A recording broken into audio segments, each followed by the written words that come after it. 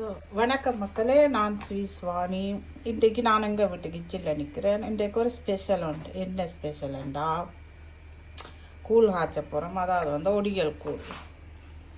ஒடியல் கூழுக்கு இதுக்குள்ளே நாங்கள் உங்களுக்கு அந்த அளவுகள் காட்டையில் என்னென்ன பொருட்கள் போட்டோம் இதுக்குள்ளே சொல்கிறேன் பாருங்க.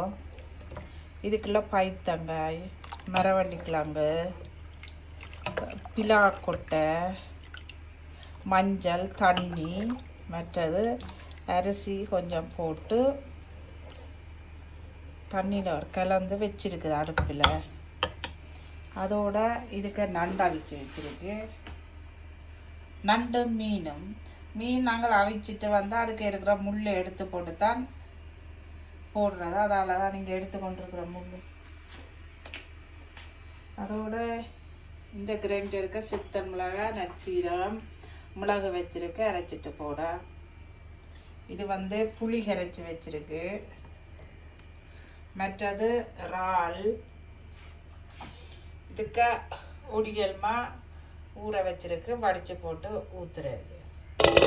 மக்களே, இந்த காணொளி பார்க்குற நீங்கள் சப்ஸ்கிரைப் பண்ணுங்க, லைக் பண்ணுங்க. அப்போ தான் நான் போடுற வீடியோ உங்களுக்கு உடனே நோட்டிஃபிகேஷனில் வரும். இப்போ இதுக்குள்ளே கூழுக்கு தேவையான உள்ளி, செத்தல் மிளகாய், நற்சீரகம், மிளகு இவ்வளோத்தையும் போட்டு அரைச்சி வச்சிருக்கு. இந்த அடுப்பில் இருக்கிற கூழுக்கு போடுறதுக்கு. இன்றைக்கு ஆக்களோட ஃப்ரெண்ட்ஸுக்கு இதுட பேர் தெரியும் தானே. இதை அடிக்க போயினா கூழோட சாப்பிட்டு தான். கூழ் கொதிக்குது. ஓகே, இந்த கணவர் டேஸ்ட் பார்க்குறேன்.